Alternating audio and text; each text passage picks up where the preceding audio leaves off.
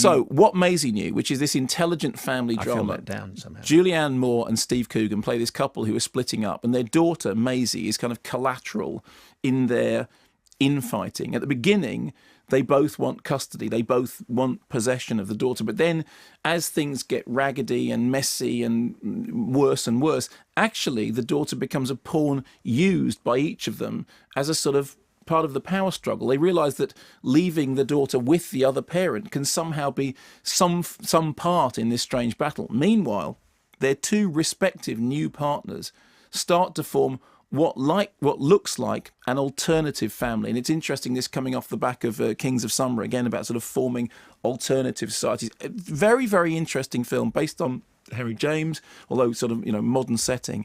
And one of the reasons I like it is because the performances are great. I mean, Julianne Moore is absolutely terrific. Steve Coogan is very good at playing this kind of, unlikable, slightly creepy and yet completely convincing, slightly slimy, but also charming and also funny father figure.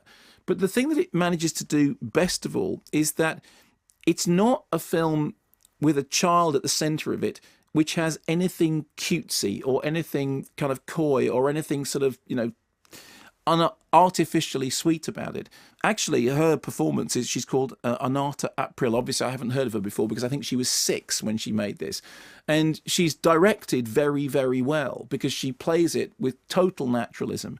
And the film has a very good eye on the tensions of domestic relations, and you completely believe in the relationships, despite the fact that the characters are quite outlandish. Julianne Moore is a kind of slightly washed-up rock star who has to go on tour with her band. Steve Coogan, meanwhile, is this strange jet-setting character who needs to be in England, he needs to be in America. You're never quite sure exactly what it is that he does, but he's always on his BlackBerry. And yet, somehow, despite the fact that those are not lives about which I know anything or with which I have any personal experience, you believe in and invest in the characters. And it plays its hand very gently, very evenly, very moderately. And it's a real masterclass in acting. I know sometimes a masterclass in acting means that something is dramatically inert, but this is anything but.